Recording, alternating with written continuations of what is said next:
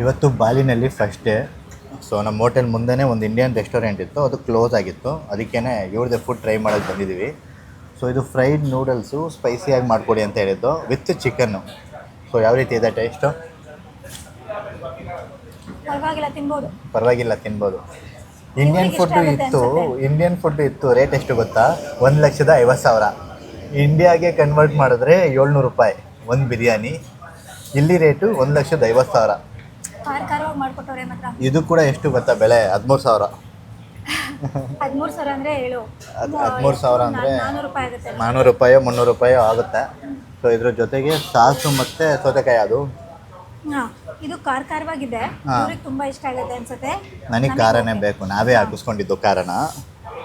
ನೀವೇನಾದರೂ ಬಾಲಿಗೆ ಮದುವೆ ಆದಮೇಲೆ ಫಸ್ಟ್ ನೈಟ್ ಮಾಡ್ಕೊಳಕ್ಕೆ ಬಂದಾಗ ಇಲ್ಲಿಗೆ ಬನ್ನಿ, ಇಲ್ಲಿಗೆ ಬಂದು ಇದನ್ನು ಟೇಸ್ಟ್ ಮಾಡಿ. ಏನು ಗೊತ್ತಾ, ಬೇರೆ ಬೇರೆ ಥರ ಫುಡ್ಡು ತಿಂದು ನೋಡಬೇಕು. ಸೊ ನಾವು ಅದಕ್ಕೆ ಇಂಡಿಯನ್ ಫುಡ್ಡೇ ಹುಡ್ಕೊಂಡು ಹೋಗಿದ್ದು. 1,50,000 ಜಾಸ್ತಿ ಅನ್ನಿಸ್ತು, ಅಂದರೆ 700 ರೂಪಾಯಿ ಜಾಸ್ತಿ ಅನ್ನಿಸ್ತು. ಅದಕ್ಕೆ ಇವ್ರ ಫುಡ್ಡೇ ಟ್ರೈ ಮಾಡ್ತಾ ಇದ್ದೀವಿ, ಬಜೆಟ್ ಫ್ರೆಂಡ್ಲಿ.